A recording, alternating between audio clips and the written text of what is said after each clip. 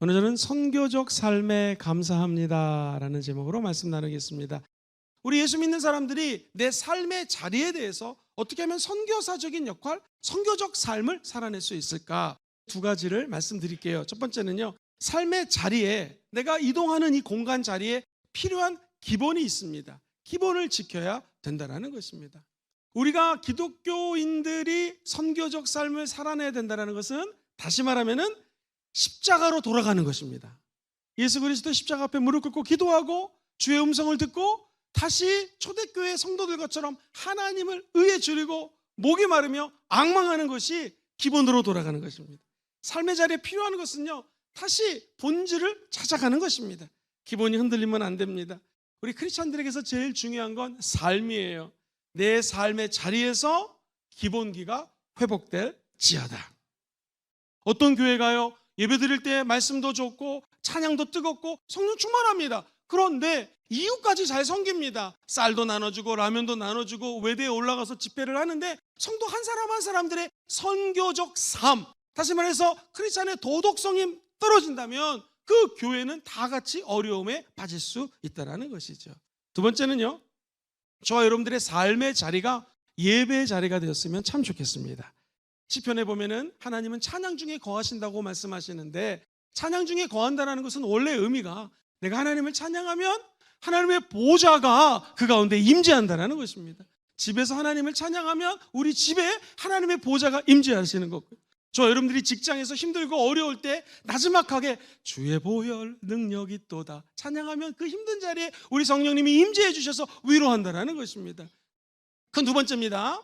그렇다면 목사님, 선교적 삶을 살기 위해서 어떤 방향을 잡아야 되겠습니까? 크게 두 가지를 말씀드립니다. 첫 번째, 주님과 동행하기. 선교적 삶을 사는 것을 우리는 선교지에 가가지고 선교사님 돕고 선교지에서 많은 사람을 섬겨주는 걸로 오해할 수가 있어요. 선교적 삶은 그런 게 아닙니다. 네가 살고 있는 그 땅에 땅끝까지로 증인되라고 그랬잖아요. 근데 요즘에 땅끝의 개념이 내 옆에 있는 사람이거든요. 그 사람에게 주님과 동행하는 모습을 보여주는 것이고요, 그 사람도 예수 믿을 수 있도록 돕는 것이 주님과 동행하는 것입니다. 다시 말해서 선교적 삶의 기본은 동행이에요. 동행. 하나님과 동행, 내 옆에 있는 사람과 동행.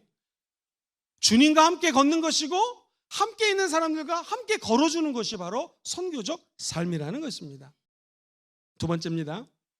사명 붙들기. 하나님이 우리에게 주신 도대체 사명은 무엇일까요? 만인이 선교사라는 거예요. 과연 그런지 한번 성경을 통해서 확인해 보겠습니다. 마태복음 28장 19절 20절에 보면 이런 말씀이 나오죠. 너희들은 먼저 가라는 거예요. 모든 민족으로 제자를 삼아라. 아버지 아들과 성령의 이름으로 침례를 베풀어라. 내가 너에게 분부한 모든 것을 가르쳐 지키게 하라. 볼지어다 내가 세상 끝날까지 너희와 항상 함께 있으리라 하시니라. 사랑하는 성도님들, 우리 주님의 마음은요, 하늘과 땅의 모든 권세를 예수님께 주셨으니 예수님이 이제 그 권세를 너희들에게 나눠준다. 너희들은 가서 아직 예수 믿지 않는 자들에게 복음을 증거하고 침례를 베풀어라. 성부와 성자와 성령으로.